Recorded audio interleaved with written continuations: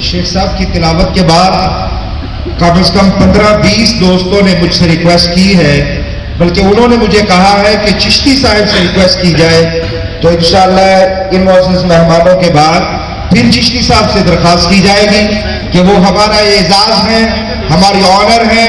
آج کی اس تقریب سے دنیا بھر میں پنجاب پولیس کا یہ بہت خوبصورت امیج جائے گا کہ اس کے مقامی کمانڈر اتنی خوبصورت آواز میں تلاوت کلام حکیم سے ہمیں نوازے ہیں۔ تشریف لاتے ہیں،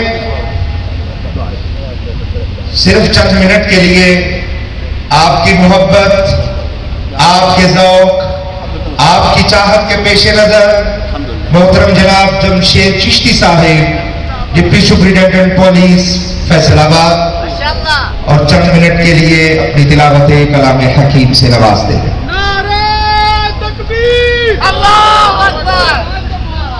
أعوذ بالله من الشيطان الرجيم.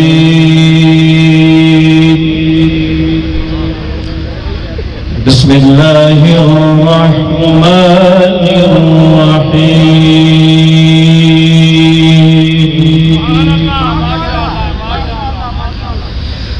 ألف لام را تلك آيات الكتاب المبين.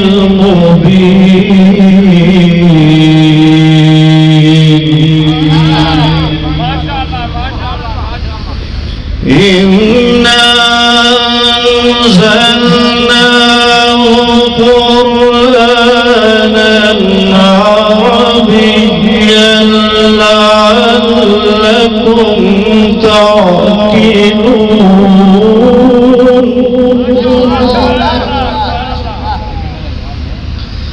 نحن نقص عليك أحسن القصص بما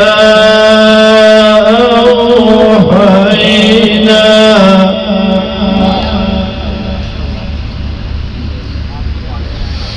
نحن نقص عليك أحسن القصص بما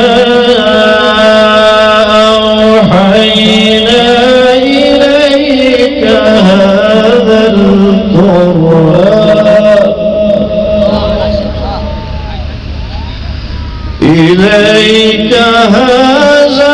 القرآن وإن كنت من قبله لمن الغافلين.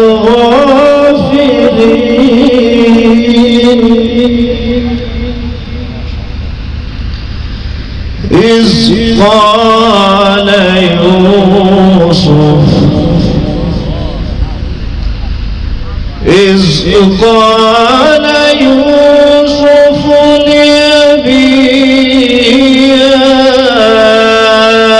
أبت إني رأيت 11 كوكبا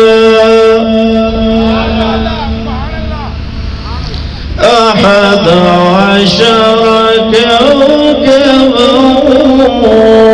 والشمس والقمر رأيتهم لي ساجدين. صدق الله العظيم.